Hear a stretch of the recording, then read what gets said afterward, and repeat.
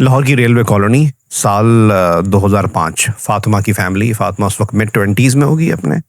फातिमा ने web design में एक लाहौर की जानी मानी यूनिवर्सिटी से उस ज़माने में मास्टर्स किया था, और अच्छी खूबसूरत लड़की थी, वेल स्पोकन। और इसके वाले साहब रेलवे में ही जॉब करते थे, पाकिस्तान रेलवे। तो ये लोग रेलवे कॉलोनी लाहौर में ही रहा करते थे, जो गड़ी शाहू की तरफ है गालबन। लव प्लस अरेंज मैरिज इसकी हुई सकलैन से।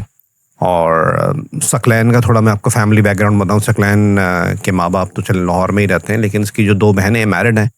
दोनों बहनें, एक वाशिंगटन में रहती है अमेरिका में, और एक अमेरिकी रियासत वर्जीनिया में रहती है। दोनों मैरिड हैं। तो शादी हो गई। शादी होने के चंद हफ्तों बाद ही इसकी बहन ने ऑफ़र किया कि मैं तुम्हें अमेरिका बुला सकती हूँ। उस दौर में B1 वीज़ा की कैटेगरी बहुत आसान थी पाकिस्तान के लिए। अब तो खैर बहुत तरीक़ों से ये चीज़ एक तरह से ऑब्सोलीट ही हो गई है। सकलैन की जो बहन थी उसने अपने बॉस से बात की, जहाँ वो काम करती थी, उस पर अपने बॉस से बात की। उसने कुछ स्पेस वगैरह बनाया, कुछ रीजंस क्रिएट किए, उसकी डॉक्यूमेंटेशन बनाई कि हमें सकलैन की ज़रूरत है। उसको B1 वीज़ा पे वहाँ बुला लिया गया। सकलैन फातिमा, यानी कि उसकी अपनी बेगम जो थी, सकलैन और फातिमा अमेरिका में वाशिंगटन में लैंड कर गए जी। वाशिंगटन में अब रहने की जगह प्लस वीज़ा वगैरह सब बहन ने किया था। सकलैन अपनी बहन के घर ही रुका। 1-2 दिन ही गुजरे थे कि इंकशाफ क्या होता है। फातिमा पकड़ी जी, फातिमा को अपनी नंद के बच्चों की सारी बेबी सिटिंग वगैरह भी करनी है, घर के काम भी करने। सकलैन ने बोला, यार देखो अभी हमारा स्ट्रगलिंग फेज़ है, अब मेरी बहन है, इतने उसके एहसान है, तो तुम्हें करना पड़ेगा। वो खुद जॉब नहीं कर रहा था उस वक्त। जी मैं जॉब ढूंढ रहा हूँ और लगा हुआ हूँ, फिर कोशिश करेंगे हम जल्द से जल्द सेपरेट हो जाएं, जो भी है अपने पैरों पे खड़े हो जाएं। अच्छा, B1 वीज़ा उस दौर में, अब मुझे नहीं पता इस दौर में वैलिड है नहीं है। उस दौर में बहरहाल उसका जो B1 वीज़ा लगा था वो 3 साल के लिए लगा था। इस बीच में कुछ भी करके उन्होंने वहाँ रुकना था। फातिमा ने ना सिर्फ बेबी सिटिंग की अपनी नंद की बच्चों की, बल्कि उस घर के वो काम किए जो एक पढ़ी लिखी मास्टर्स लाहौर की लड़की अमेरिका जाकर सोच भी नहीं सकती थी। सारे घर के काम उससे करवाते। और फिर एक जंग छिड़नी शुरू हो गई कि उसकी दूसरी, ये लोग वाशिंगटन में लैंड किए थे, वहीं पे अपनी बहन के घर में सकलैन लेकर फातिमा को गया था। फिर रिक्वायरमेंट आती जी, वर्जीनिया में दूसरी बहन है जी, फातिमा को वहाँ भेज दें। क्यों भेज दें? इस वजह से नहीं कि भाभी हैं, इस वजह से कि जब उसको बेबी सिटिंग की ज़रूरत, उसके बच्चों को बेबी सिटिंग की ज़रूरत पड़ती थी, तो जी फातिमा को फ्लाई करवा दिया जाता था वर्जीनिया। एक तरह से काम वाली बना लिया था। अच्छा, करते करते ये कोई साल गुजर गया और सकलैन की वालदा थी, वो भी अमेरिका आ गई। और वो अपनी बेटी के घर पे रह रही थी, वहीं पर ही सकलैन भी था और फातिमा भी मौजूद थे। अब साल बाद ये फ़िक्र लाहक हो गई कि सकलैन के 3 साल पूरे हो जाएंगे तो मुझे पाकिस्तान वापस जाना पड़ेगा, और पाकिस्तान जाना है नहीं, तो किस तरह यहाँ रुकूँ। ज़िंदगी फातिमा के लिए तो बहुत ज़्यादा मैं कहूँगा वर्स्ट ही हालात थे। वो एक्सपेक्ट नहीं कर रही थी कि इतना पढ़ लिखने के बाद, वेब डिज़ाइन में मास्टर्स करने के बाद, वो लोगों के वॉशरूम साफ़ कर रही होगी, किचन के में खाना पका रही होगी, बच्चे पाल रही होगी लोगों के। वहाँ पहुँचने के कुछ साल भर में पहली इसकी बेटी हुई, और फिर अगले साल ये दोबारा प्रेग्नेंट हुई बेटे से, यानी कि 2 बच्चे भी इस दौरान अल्लाह ताला ने इनको दिए। अब तकरीबन आखिरी साल था और इनको कुछ करना था सकलैन को कि वो अमेरिका में रुके। जो अमेरिकन ड्रीम था, अमेरिका का जो ख्वाब था, उस सकलैन के दिल में, दिमाग में तो ज़रूर था। फातिमा उस तरह के मिजाज की लड़की नहीं थी, उस तरह की टिपिकल मतलब आई एम सॉरी टू से, उस तरह का वो पाकिस्तानी माइंडसेट नहीं था कि मैंने अमेरिका में ठहरना है। और उस दौर में तो बहुत से पाकिस्तानियों का माइंडसेट नहीं था, आज से कोई 20 साल पुरानी बात है। सकलैन ने कुछ अरसे बाद जिक्र किया कि यार मुझे यहाँ रुकने के लिए ना पेपर मैरिज करनी पड़ेगी, और मेरे पास ये वाहिद ऑप्शन है, कोई मैक्सिकन खातून अरेंज की गई।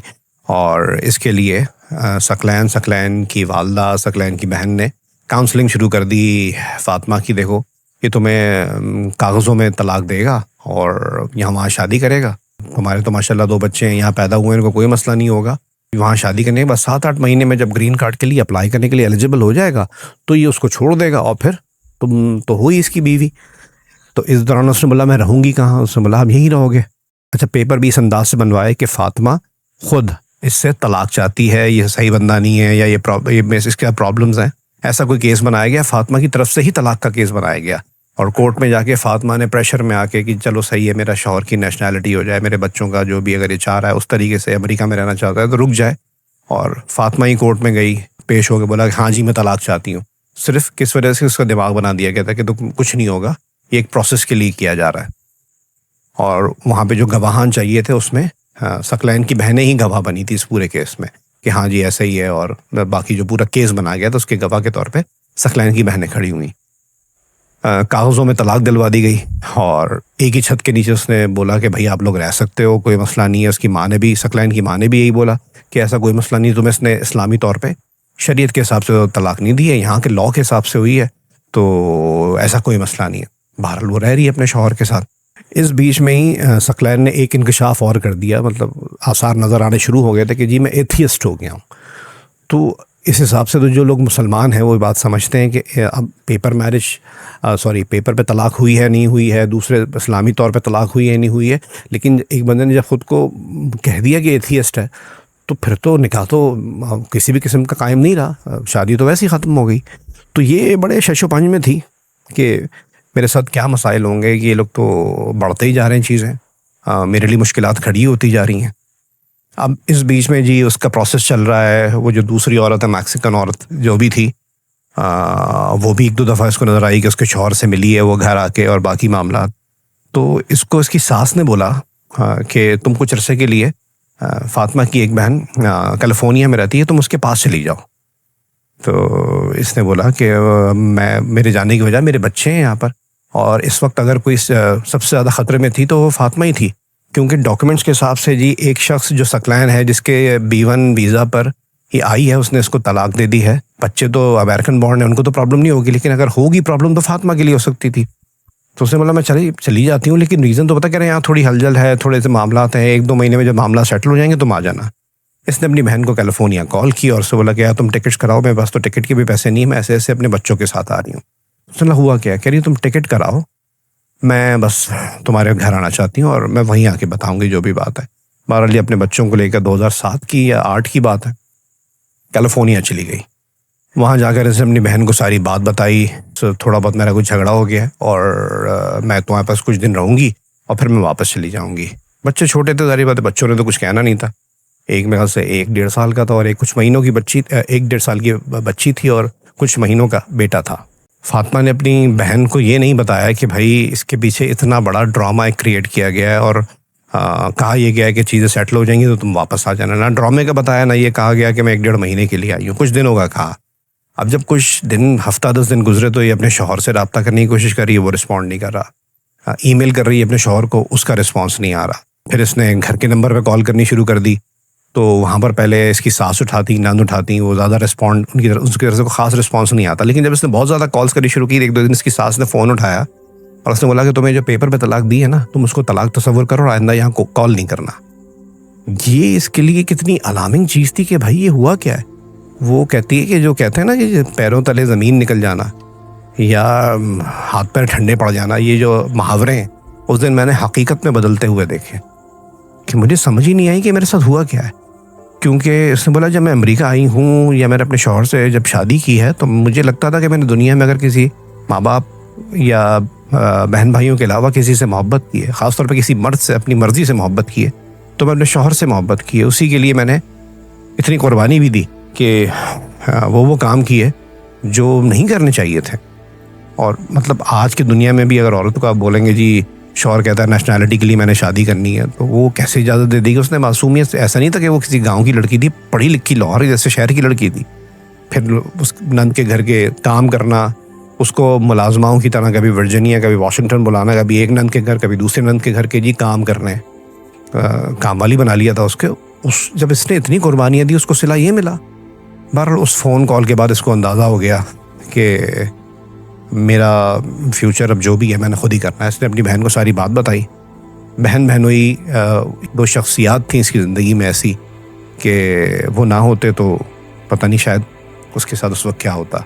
इसके बहनोई ने इसका एक बहनोई का एक सर्कल था, एक ग्रुप था, उसमें एक लॉयर था, मतलब कुछ इजिप्शियन थे, कुछ अफगानी थे, कुछ पाकिस्तानी थे, पढ़े लिखे लोग थे। उसमें एक लॉयर था। लॉयर को सारी बात बताई गई। लॉयर ने बोला हम आपका केस करते हैं और उसके बाद देखते हैं क्या पॉसिबिलिटी है। आपके बच्चे तो आपके पास ही हैं, बच्चे तो एटलीस्ट क्लेम नहीं कर रहा, लेकिन इस वक्त आपका मामला बहुत ख़राब है, एक तरीके से आप इलीगली हैं, आपको तो वापस चले जाना चाहिए था टेक्निकली, क्योंकि जिसके वीज़े पर आप आई वो तो आपको डिवोर्स कर चुका है। खैर जी, इसका केस डाला गया, 3 इंटरव्यूज़ हुए और वहाँ पे जो भी इंटरव्यूअर था या जो भी इमिग्रेशन के ऑफिसर्स या जो भी जो मुतल्लिका महकमे के अफसरान थे, उन्होंने इससे सवाल किया कि अब जो भी मामला आते हैं आप क्या चाहती है। उसने बोला कि मैं अमेरिका में नहीं रहना चाहती, मैं अपने बच्चों के साथ यहाँ से जाना चाहती हूँ। लेकिन जाहिर बात है बच्चे अमरीकी थे, और एक दो इंटरव्यूज़ के बाद जो ऑफिसर्स थे उनको ये पता लगा और उन्होंने इसको बताया कि भाई आपका नाम तो नो फ्लाई लिस्ट में, आप तो फ्लाई नहीं कर सकती। अब वो किस वजह से था, क्या कानूनी मामला थे, ऑटोमेटिकली था या डलवाया गया था कि बच्चे लेके यहाँ से न चलिए, ये क्या मामला है। बहरहाल उसका पूरा केस समझने के बाद ऑफिसर्स ने जब इसका जवाब सुना कि ये तो सब कहते हैं जी हमें अमेरिका आना है, ये कह रही है मैं अपने पाकिस्तान अपने मुल्क वापस जाना चाहती हूँ, और दिलबर्दाश्ता भी नज़र आई और बाकी मामला भी थे। तो उन्होंने बोला कि हम आपको 1-2 साल का एक पीरियड दे सकते हैं जिसमें आप जॉब करें, टैक्सेस पे करें, 2 साल बाद आप ग्रीन कार्ड अप्लाई करने के लिए एलिजिबल हो जाएंगी। तो इसने आके अपनी फैमिली से जिक्र किया, अपने बहनोई से तस्करा किया, तो बहनोई ने बोला इट्स अ गुड न्यूज़, तुम यहाँ पे अपनी ज़िंदगी कंटिन्यू कर सकती हो। तो इसने भी सोचा कि मैं अपने दोनों बच्चों को बिलफर्ज, पहली बात तो बच्चे जाने नहीं देंगे ये लोग, अगर जाने भी देंगे तो मैं अपने माँ बाप पे जाके बोझ ही बनूंगी। पाकिस्तान में मुझे जॉब मिलती है नहीं मिलती है, मैं आगे किस तरीके से बच्चों को पालूंगी। तो बार उसने बोला मैं अमेरिका में ही रहने का, इस वजह से नहीं कि उसका कोई अमेरिकन ड्रीम था, इस वजह से कि अब उसको लग रहा था कि उसने जो भी करना है अमेरिका में ही मेहनत से कमा कर अपने बच्चों को ही एक अच्छा फ्यूचर देना है। अब फातिमा के लिए एक नए मुल्क में एक नई जंग शुरू हो गई थी। फातिमा ने इस ऑफ़र को कबूल तो कर लिया था, अब इसने जॉब करनी थी और 2 साल तक अच्छी तरह टैक्स पे करके अपना एक अच्छा रिकॉर्ड मेंटेन करना था ताकि वो अपने बच्चों के पास रहने के लिए ग्रीन कार्ड के लिए अप्लाई कर सके। फातिमा ने बताया मुझे कि 2 नौकरियां की, अंधेरे में निकलती थी सुबह बहुत अर्ली मॉर्निंग, और एक नौकरी पर जाती, फिर दूसरी नौकरी पर जाती, फिर वापसी में उसका नौकरी ऐसी थी कि फिर दोबारा पहली नौकरी पर थोड़ी देर के लिए टाइम देकर फिर घर आती थी। उससे वाला टेक्निकली देखा जाए तो मेरे बच्चों को मेरी बहन ने पाला, उसी के पास होते थे, वही खाना खिलाती थी, वही ख्याल रखती थी।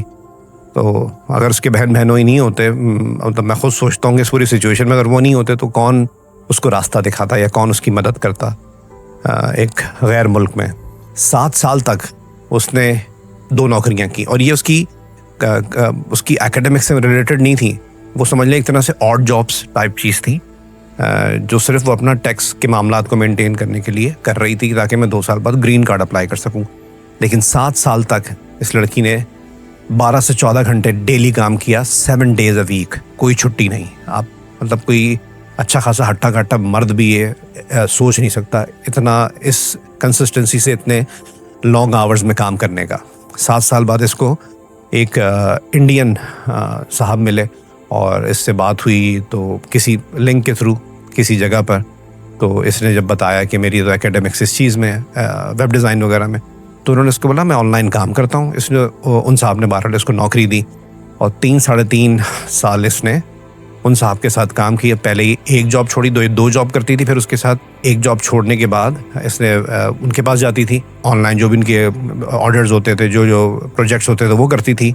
1-1.5 साल इस तरह किया कि अपनी 2 जॉब में से एक जॉब छोड़ के उन साहब के पास जाती थी, वेब डिज़ाइन का काम करती थी। फिर जब वो काम ज़्यादा बेहतर हो गया तो फिर इसने दोनों जॉब छोड़ दी और सिर्फ उनका वेब डिज़ाइन का काम करती थी।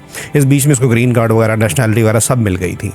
अब समझ लें 2015 या 16 आ चुका था। किसी वजह से उन साहब को वो काम रैप अप करना पड़ा, उन्होंने स्टेट चेंज करनी थी और वो बाकी मामला भी उन्होंने कुछ बिज़नेस का स्टाइल और बाकी चीज़ें भी चेंज कर रहे थे, उसके हाथ से वो जॉब चली गई। अब इसको लगा कि फिर मैं वो 2 जॉब्स करूं और फिर उस चीज़ में जाऊं, मैं अपनी कंपनी खोल लूं इस तरीके से, तो उसमें टाइम बहुत लगना था। तो इस चीज़ का इसको एहसास हुआ कि मैंने 7 साल तक 2 जॉब्स की, वो थोड़ी ऑड जॉब्स टाइप थी, मेरी पढ़ाई से मुतालिक नहीं थी। फिर पढ़ाई से मुतालिक 3-4 साल एक बंदे के साथ मैं लग के काम किया। आज मैं फिर 0 पे खड़ी हुई हूँ। इसका मतलब मैं जो काम कर रही थी या मेरी जो पढ़ाई है वो अमेरिका के हिसाब से नहीं है। तो 2014 या 15 में किसी ने बोला कि यहाँ पे टीचिंग, तुम्हारी जैसी पर्सनैलिटी, तुम जो पढ़ रही हो, तुम्हारा जिस तरह का मिजाज है, तुम पे टीचिंग बहुत सूट करेगी और ये करियर बहुत अच्छा है यहाँ पे। तो उस ज़माने में उसने मास्टर्स में एडमिशन लिया, एजुकेशन सिस्टम में कोई प्रोग्राम था उसमें ही, कैलिफोर्निया में ही, अभी भी वो कैलिफोर्निया में ही होती हैं। वहाँ पर फिर अपनी स्टडीज़ करके एक अच्छी जॉब हासिल की। अब सिचुएशन ये है कि चंद माह या 1 साल पहले इनके दोनों बच्चों के हाई स्कूल कंप्लीट हो गए। मेरी इनसे जो बात हुई, जो सारा मैं वाक़या सुना रहा हूँ, आज से 5-6 साल पहले मेरी उनसे बात हुई थी और रिसेंट डेवलपमेंट जो मैंने आपको बताई वो है। उस वक्त उन्होंने बहुत सी बातें ऐसी की जो बड़े दिल को छू गई और कहीं कहीं अफसरदा कर गई। उसने बताया कि 2005-6 में जब मैं आई थी और फिर मैंने पूरा देखा कि किस तरह बेवकूफ़ बनाया गया एक ऐसे शख्स ने जो मेरे साथ ही मेरा शौहर बन के पाकिस्तान से गया है और फिर वहाँ के सिस्टम में इतना बेगाना हो गया कि उसने बोला कि 60% लड़कियाँ जो पाकिस्तान से ब्याह कर जाती हैं अमेरिका, उनके साथ मोरलेस यही होता है। कुछ ग्रुप्स बने हुए बाद में, जब वो भी इफेक्टिव में आ गई तो वो लोगों से मिलती थी, सुनती थी और कह रही जब मैं इतनी केसेस लड़के अपनी हुकूक की जंग लड़के में जब इतनी एक्सपर्ट हो गई तो लोग मुझसे रब्ता करते थे कि जी अब ये आई है कुछ अर्सा पहले लड़की, इसके साथ भी यही हुआ है तो आप इसको गाइड करें। कह रही मैं गाइडेंस यही नहीं कि तुम लड़ो मरो कुछ कर लो या पाकिस्तान चली जाओ, मैं यही कहती थी कि भाई यहाँ पर रहने के लिए यहाँ के हिसाब से एकेडमिक्स रखो और हिम्मत करो, ये सिस्टम आपको ज़रूर रिस्पॉन्ड करता है। लेकिन फिर वही बात, ये कहानी सुनाने का मकसद हमारे अपने उस तरीके से रिस्पॉन्ड नहीं करते। इससे मिलती जुलती कोई कहानी अगर आपके पास हो तो ज़रूर मुझसे मेरे नंबर पर शेयर कीजिएगा। मैंने डिस्क्रिप्शन में अपना नंबर शेयर किया है। और आपने इस कहानी से क्या सबक हासिल किया? बहुत बदअतमादी बढ़ गई है और प्लीज़ मेरा ये कहानी का सुनाने का मकसद ये नहीं है कि मर्द ही जालिम है, ये तो स्ट्रक्चर ही दूसरा था ना। पहले तो ये होता ना कि ओवरसीज़ कोई पाकिस्तानी या मर्द है या ओवरसीज़ पाकिस्तानी लड़की है, वो यहाँ से किसी को शादी करके ले गए तो फिर वहाँ जुल्म हुआ या नहीं हुआ, अच्छे बुरे हर तरह के लोग हैं। यहाँ तो दोनों एक साथ गए थे। इसमें जो ईवल था वो मर्द था। मेरे ख्याल से परसेंटेज 50-50 है, कहीं कहीं ख़वातीन भी हैं। मैं अगली एक स्टोरी आपसे शेयर करूँगा। मैं सुन के हैरान हो गया था कि कोई औरत, ख़ासतौर पे पाकिस्तानी मुसलमान औरत, अपने शौहर पर ऐसा इल्ज़ाम सिर्फ डिवोर्स हासिल करने के लिए कैसे लगा सकती है। Thank you ji.